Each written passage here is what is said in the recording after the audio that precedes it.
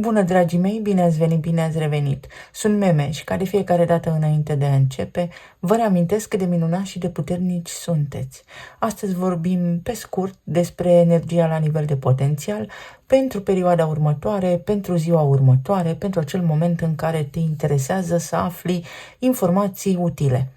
Ia de aici, te rog frumos, ceea ce rezonează cu tine și dacă rezonezi cu munca mea și apreciezi mesajul sau informațiile, te invit cu drag să te abonezi și să apreciezi acest clip, pentru că asta mă ajută, mă motivează și susține acest canal. Energia pare că se fluidizează puțin, către weekend așa ne vom simți mai liniștiți un pic. În această perioadă noi nu prea avem planete prin semne de foc, în consecință s-ar putea să ne fie mai greu puțin să facem anumite lucruri. De îndată ce debutează luna noiembrie, veți vedea și o schimbare la nivel energetic, și o schimbare în abordarea oamenilor, și o schimbare cam la orice nivel așa. Marte este cel care reprezintă acțiunea și în acest moment este în Scorpion, iar semnul Scorpionului este marea, în timp ce semnul Peștilor reprezintă oceanul, iar Racul reprezintă lacul. Ca să înțelegeți voi așa cam cum sunt situate aceste semne de apă. În acest moment, Marte se scufundă, caută în adâncuri, adică suntem cumva într-un fel de perioadă de hibernare. Nu disperăm, ne vedem fiecare de treaba noastră, face fiecare om ce poate, pentru că vin ele și zile mai bune, zile cu mai mult entuziasm. Hai să vedem pe scurt așa ce ne spune energia.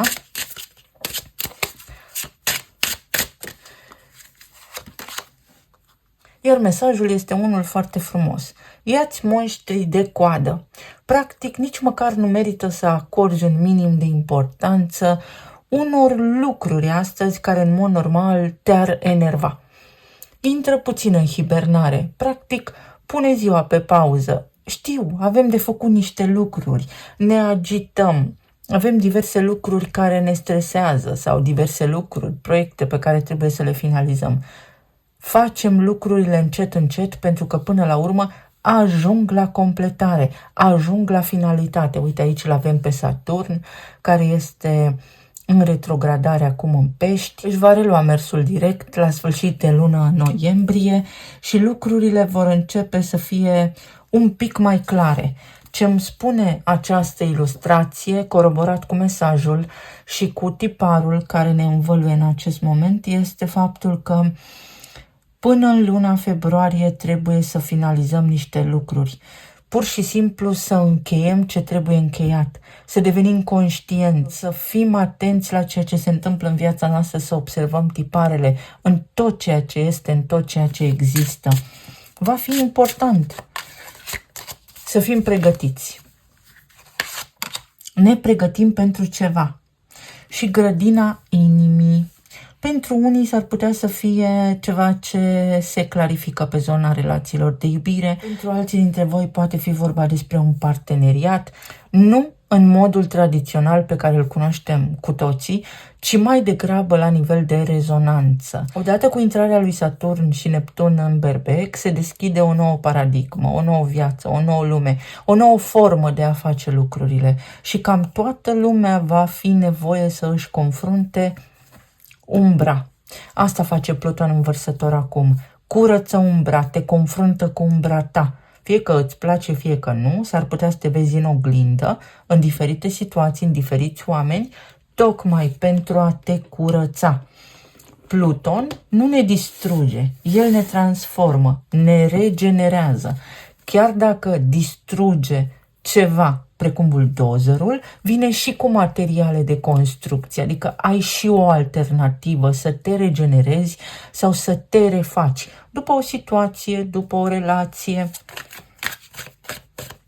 Numărul 28 are legătură cu starea de prosperitate, cu ceva pe latura financiară a vieții, în domeniul financiar, acolo unde s-ar putea să fie nevoie să faci o schimbare în viața ta pentru că va fi necesar. Vă reamintesc de acest val de criză, de ceea ce se întâmplă la nivel economic, care va fi din ce în cel mai clar și mai prezent în viețile noastre.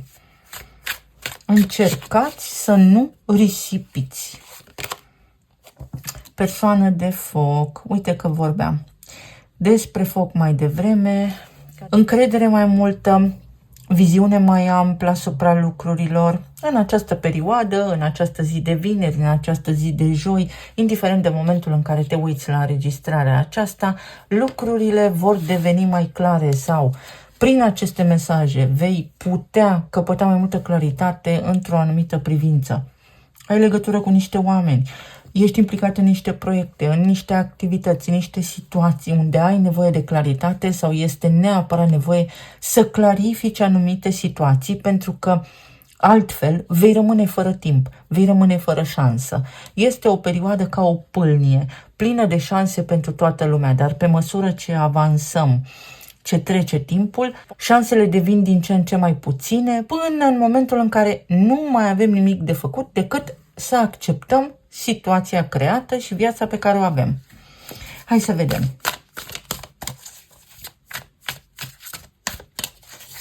Uite, aici spune ceva de genul profesorul, actrița, antreprenorul, artistul. Poate este nevoie să acționezi, să înveți să faci tu singur ceva.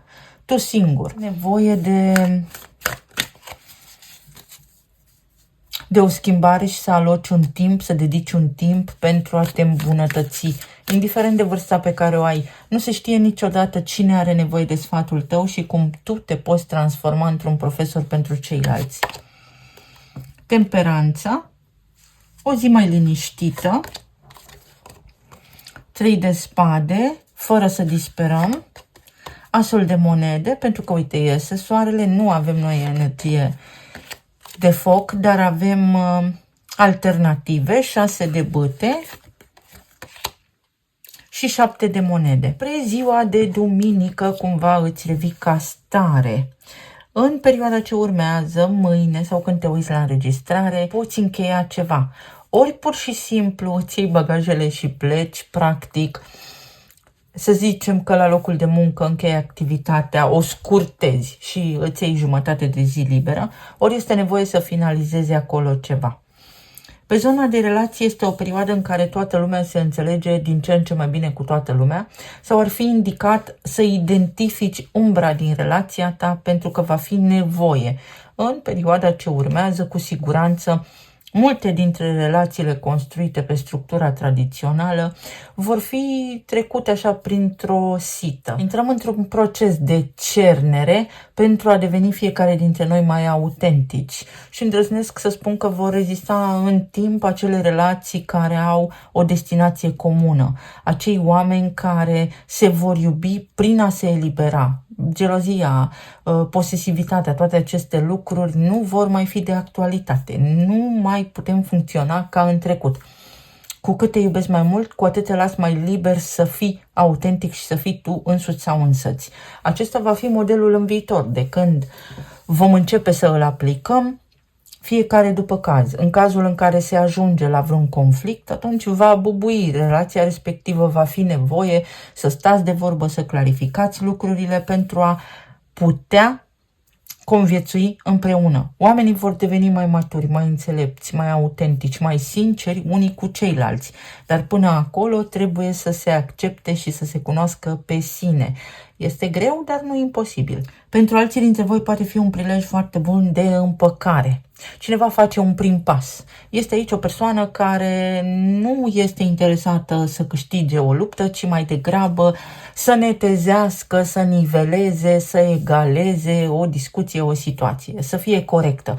O persoană care lasă de la sine. Ori voi, ori cineva drag vouă, în această perioadă cumva sunteți mai înțelepți și lăsați de la voi, pentru că pe termen lung mult mai ușor câștigați așa decât dacă ați fi foarte impunători, dacă ați fi foarte încăpățânați sau dacă ați fi implicați într-o luptă pentru putere. Am spus recent că nu este o perioadă a voinței de fier, o perioadă prin care oamenii câștigau cu argumente ca înainte, ridicând vocea și așa mai departe. Câștigă acela care cedează, practic, și uite că se aplică proverbul, cel mai înțelept cedează. Poate fi o perioadă foarte bună în care așteptarea ia sfârșit, cineva ia o hotărâre și acționează, își deschide sufletul, se cunoaște pe sine, acceptă niște lucruri, trece peste niște greșeli, oferă o a doua șansă, iartă, dreaptă, lucrurile se pot discuta mai ușor, ceva aici ajunge într-o sferă de uniune, urcă în vibrație, oamenii se pot înțelege mai bine, pot lua o hotărâre de a se iubi mai mult, sau poate fi vorba pentru unii dintre voi despre faptul că ați avut suficient de multă răbdare și acum a venit momentul să vă întrebați cât mai am răbdare, cât mai aștept. La nivel de plan material, este o perioadă în care să nu vă îngrijorați neapărat de această sferă, ci mai degrabă să vă gândiți la cine sunteți, ce ați făcut, ce aveți pentru a ști ce puteți face mai mult de săptămâna viitoare începând. Este o perioadă în care, uite, indicat este, pentru că avem cărțile așa, pentru a avea succes, trebuie să lucrăm singuri, la noi înșine, noi să ne învățăm pe noi pe din afară, noi să ne educăm, noi să ne școlim, noi să cercetăm, noi să ne informăm. Are o schimbare pentru unii dintre voi la locul de muncă? Încheie o perioadă cu durere la nivel financiar. Uite, macii sunt folosiți în zona medicală pentru morfină. Practic, ți se oferă o șansă să scapi de durere, de ceva ce te-a consumat extrem de mult. Și mai ai foarte puțin de așteptat sau poate fi vorba despre o perioadă în care ești mulțumit de acțiunile tale sau culegi niște roade. Ți se face ori o promisiune, ori ai încredere că se rezolvă ceva, ori ceva se întâmplă, ai un câștig. Cât de mic, dar sigur. Emoțional vorbind, atenție la gânduri. Aici poate fi vorba despre loialitatea cuiva. Uite, avem aici un cățeluș, un gând personal, o durere personală. Vedeți, acest personaj stă sub apă, exact cum am spus despre Marte care este acum pe fundul mării. Ești de neclintit. S-ar putea să fie nevoie să te îndupleci puțin sau să iei un pic de pauză. Ori să ierți pe cineva, ori să te bucuri puțin de viață ca să mai uiți din provocările pe care le ai.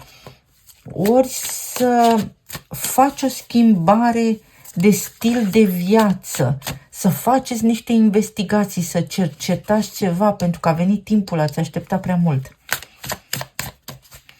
Ce ne spune temperanța? 4 de bâte. Lucruri care se concretizează. Poate fi vorba despre faptul că se rezolvă ceva în casă sau cu a voastră casă. Ori este vorba despre oamenii alături de care locuiți, ori ceva în casa voastră poate fi reparat, remediat. Poate fi vorba și despre o relație, despre iertare și înțelegere. Să mergem mai departe. Sau poate fi vorba despre următorul lucru. Te iert, dar merg mai departe singur. Este o hotărâre importantă. Cu siguranță va fi în gândul unor oameni. Poate fi o cerere în căsătorie, magicianul, o discuție. Hai să discutăm despre asta, să ne liniștim. Hai să stăm la o masă. Hai să ne vedem. Poate unii dintre voi aveți familia răspândită peste tot prin lume și vă întâlniți.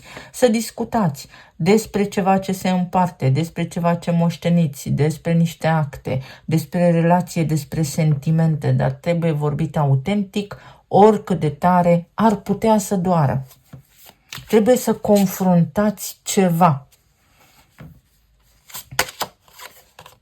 2 de cupe. Și lucrurile pot ajunge la un numitor comun. Să nu mă mai impun în familia mea, să nu mai iau eu mereu cuvântul, să întreb și pe ceilalți cum sunteți, pentru că s-ar putea ca oamenii din jurul meu să fie răniți de propria mea abordare, pentru că mereu eu vreau să fac într-un anume fel lucrurile și sunt și rigid atunci când fac aceste propuneri. Nu le las la nivel de propuneri, ci pur și simplu îmi impun punctul de vedere.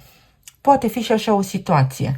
Pentru alții dintre voi poate fi o oportunitate extraordinar de bună să întâlniți pe cineva după caz, într-o adunare.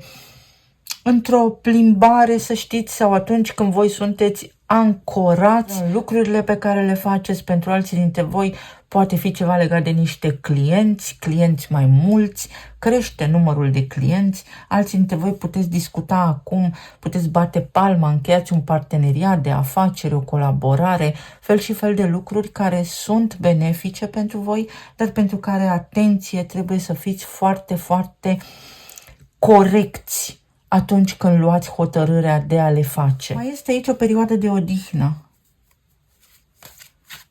Apare o perioadă de odihnă. Apare o nevoie de a te elibera de griji. Te poți elibera de niște griji. Te poți baza pe cineva pe termen lung. Iepurele alb, casa a șaptea, săgetătorul, curiozitate, cunoaștere, trezire spirituală, este timpul. Am vorbit despre faptul că rămânem în curând fără timp. A venit timpul să discutăm față în față, a venit timpul să stăm de vorbă, a venit timpul să fim sinceri unii cu ceilalți, indiferent despre cine vorbim aici, fie că vorbim despre relația 1 la 1 cu partenerul de viață sau la locul de muncă, ce ne apasă trebuie discutat și transmis, pentru că așa cer vremurile actuale, pentru a putea merge mai departe și pentru a ne putea regăsi unii pe alții în funcție de rezonanță. Altfel devine viața foarte, foarte toxică. Se trezește cineva din visare, uite, și conștientizează câte lucruri bune faci, ești apreciat, poate fi la locul de muncă, poate fi acasă, poate fi copilul tău, părinții tăi, pot fi cineva, îți recunoaște meritele, vede câte faci pentru ceilalți. Și bagajul, un exces, se rezolvă niște lucruri care de mult trebuiau rezolvate. O povară grea. Vă eliberați unii dintre voi de o povară grea și uite, te poți baza pe cineva pe termen lung. Poate fi un contract de muncă, un interviu, o nouă etapă într-un interviu, pentru că avem și casa a șaptea din astrologie, care te duce către un contract de muncă pe perioadă nedeterminată, sau poate fi un alt loc de muncă, dar la fel pe care te poți baza pentru mult timp de acum înainte. Este o energie stabilă și veți vedea că începând din luna noiembrie, care deși este grea, multe se vor întâmpla, multe se întâmplă de acum înainte pentru că lumea se schimbă, va fi un pic diferită, ca energie va fi mai activă, mai dinamică și noi mai energici. Să vedem ce ne spun și talismanele.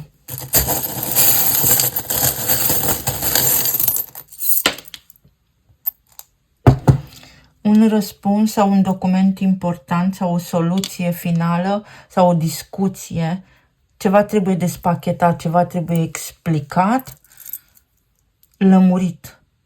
Aici avem steaua, vine momentul să semnăm un contract, vine momentul, poate pentru unii dintre voi să vă separați, dar este totul liniștit, chiar dacă vă separați, este cumva o concluzie la care ajungeți împreună. Sau poate fi vorba despre faptul că intrați în rezonanță, ajungeți la aceeași concluzie, voi aveți o cerință și cerința voastră este îndeplinită. Un contract, ceva legat de bani și de casa a opta. Pentru unii dintre voi aici este intimitate. O relație secretă poate fi pentru unii dintre voi, sau asta vă frământă acum, să știți un secret, descoperiți un secret, sau să știți dacă cineva, o persoană cu care ați avut o relație acum ceva timp, se mai gândește la voi și aici pot apărea noutăți. Poate fi vorba despre o perioadă în care să te cunoști atât de bine încât să știi cât de multe lucruri poți face, pentru că ceva poate fi prea mult și deja îți poate fi afectată sănătatea sau integritatea. Pentru unii dintre voi este o amintire, un lucru. Vă amintiți unde ați pus un lucru și asta este salvator. Înaltul preot și steaua. Cineva îți oferă un vot de încredere, ești selectat, ești ales tu, ești recompensat tu, ți se oferă recunoștință, gratitudine, poate fi o recompensă, poate fi un bonus, gata cu drama, nu mai stai cu sufletul la gură, rezolvi ceva, uite, gata, ești în siguranță. s-a rezolvat, se rezolvă ceva. Poate fi la nivel medical, se rezolvă ceva, uite, este din ce în ce mai bine. Pentru alții dintre voi, să știți că cineva vine către voi, face pași către voi, ori vă cere iertare și aproape că vă șochează, ori cineva se îndrăgostește aici, ori este vorba despre faptul că ceva ușor apare în viața voastră, ceva ușor. Pentru alții dintre voi, un coleg, o colegă, poate să avut legătură cu cineva de la locul de muncă sau într-o perioadă importantă din viața voastră, dar care este emblematică pentru un anume loc de muncă. Aici este ceva cu o relație, poate fi vorba și despre faptul că sunteți mulțumiți, sufletul vostru este împlinit, ați reușit ceva, reușiți ceva. Ori la nivel financiar, ori este o perioadă stabilă, începe o perioadă mai stabilă pentru unii dintre voi. Uite, am încredere că pașii pe care îi facem împreună duc în direcția potrivită. Am încredere în această colaborare, am încredere în frații mei, am încredere în cineva, pe termen lung. Un om este alături de voi. Inițialele sunt Y, A, H, N, S, O, R și I. Pentru unii dintre voi este o perioadă extrem de importantă în care vă găsiți direcția, intrați pe o nouă direcție, o schimbare extrem de benefică. O statuie, o diplomă de onoare, un merit, ceva, termini un curs sau o diplomă te ajută, studiul tău te ajută, diploma ta te ajută, experiența ta de viață te ajută. Este ceva ce poți folosi aici, ai un atu. Pentru cineva ești un erou, chiar cineva îți recunoaște meritele. Sunt cuvinte spuse sincer de cineva care te ajută, îți dau forță, o surpriză, un răspuns pozitiv, afirmativ. Cineva, bine, asta se aplică pentru unii dintre voi, vă curtează, este fascinat de voi. Pur și simplu cineva este îndrăgostit de voi. Este fascinat cineva de voi, de chipul vostru, de voi. Auziți niște lucruri care vă amuză extrem de mult, vă bucură. Pentru unii dintre voi este o bucurie extrem de mare. Unii dintre voi vă pregătiți de o călătorie, faceți o călătorie, plecați undeva. Avem aici o informație care are legătură cu frații voștri, cu sora voastră. Pot apărea soluții în conflictele cu frații sau cu vecinii. Pot fi inclusiv soluționarea unor conflicte cu vecinii. Vă vine pofta de viață să vă îmbrăcați, să folosiți parfum, arome, să vă schimbați înfățișarea. Este cineva care este topit după voi. S-ar putea să fie nevoie unii dintre voi să mergeți la stomatolog. Alții dintre voi cumva sunteți o vedetă acolo unde sunteți voi. Sunteți ca o vedetă, sunteți vizibili, foarte vizibili. Și toți ochii sunt pe voi, toată lumea este atentă la ce spuneți și ce faceți. Miroase frumos, un miros cunoscut. Ceva ce are legătură cu o amintire care se declanșează în urma mirosului. Pentru alții dintre voi, nurorile voastre vă ajută, vă împăcați tot felul de situații. Câți oameni, atâtea situații. O noutate. Ajungi la aceeași concluzie cu cineva. Tu îți dorești un loc de muncă, angajatorul dorește ca tu să lucrezi acolo. Este rezonanță. O perioadă bună. Vă mulțumesc foarte mult. Să fiți bine, sănătoși și iubiți oriunde vă aflați în această lume și să ne auzim cu bine și data viitoare. Pa, pa!